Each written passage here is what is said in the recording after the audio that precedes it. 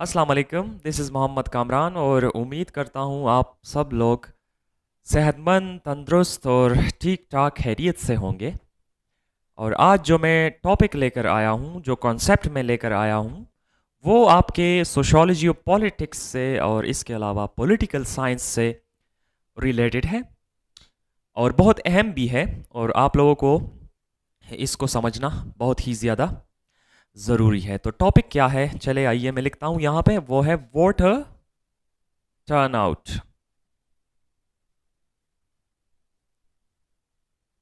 Voter turnout. अच्छा, voter turnout की definition कुछ यूं है कि voter turnout refers to the proportion of eligible voters who cast a ballot in an election। ठीक है, वोटर टर्नआउट से मुराद वो अहल वोटर्स का तनासब है जिन्होंने इलेक्शन में वोट डाला या वो वोट डालने जा रहे हैं। तो देखें, राइट टू वोट यानी वोट देने का हक बहुत ही अहम है हमारे डेमोक्रेसी के लिए। किसके लिए? जमहूरियत के लिए। कुछ लोगों को, ऐसे लोग भी होते हैं जिनको डेमोक्रेसी का पता नहीं होता कि डेमोक्रेसी असल में होती क्या है। तो डेमोक्रेसी ये एक ऐसा निज़ाम है जिसमें हुकूमत की कुव्वत आवाम के हाथों होती है और इसमें आवाम को हुकूमती फ़ैसलों के इंतखाब में शिरकत का हक होता है। और इसके अलावा आवाम अपने नुमाइंदगान मुंतखब करते हैं जो इनकी आवाज़ को पार्लियामान या कौंसिल तक पहुंचाते हैं। अब मेरे जहन में दो बहुत अहम सवाल आ रहे हैं जो यकीनन आप लोगों के जहन में भी आ रहे होंगे।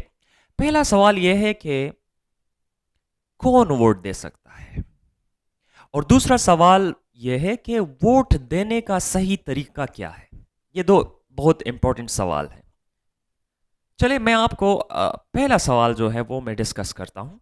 देखें, एक पाकिस्तानी शहरी, चाहे वो बाहर रह रहा हो या अपने मुल्क में हो, और उनके पास एक वैलिड नेशनल आइडेंटिटी कार्ड हो, मतलब CNIC जो है, ठीक है, जो वैलिड हो, जो कि उसे national database and registration authority ने इशू किया हो।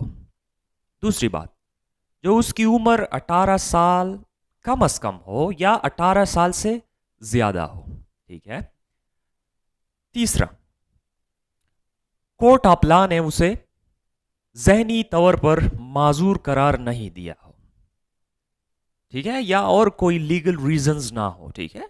अब चूंकि सुनने में आ रहा है कि इस दफ़ा जो इलेक्शन हो रहे हैं उसमें जो एक्सपायर्ड नेशनल आइडेंटिटी कार्ड्स हैं उनके ज़रिए भी लोग जो है वो वोट कास्ट कर सकते हैं।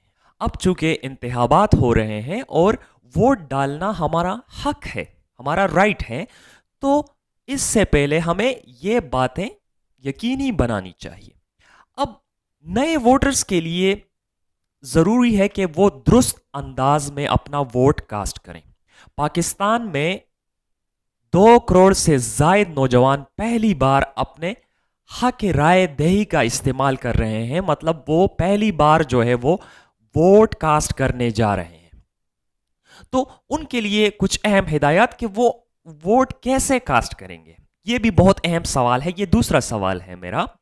तो नौजवानों को इस बात का पता होना चाहिए कि पोलिंग बूथों में दाखिल होने के बाद पोलिंग ऑफिसर्स कौमी शनाख्ती कार्ड, जो आपका नेशनल आइडेंटिटी कार्ड है, और इंतखाबी फहरिस्त में दर्ज झेल डिटेल चेक करेंगे, ठीक है। वो दूसरा, वोटर का नाम और सिलसिला नंबर बुलंद आवाज से पोलिंग एजेंट के सामने पुकारा जाएगा, ठीक है, और इंतखाबी फहरिस्त से नाम काट दिया जाएगा। अंगूठे का निशान लिया जाएगा और अंगूठे पर स्याही निशान लगा दिया जाता है। आप लोगों को तो पता है, जो पुराने वोटर्स जो वोट देते हैं वो assistant presiding officers ballot paper की पुश्त पर दस्तखत और मोहर सब्त करने के बाद बैलेट पेपर जारी करेगा।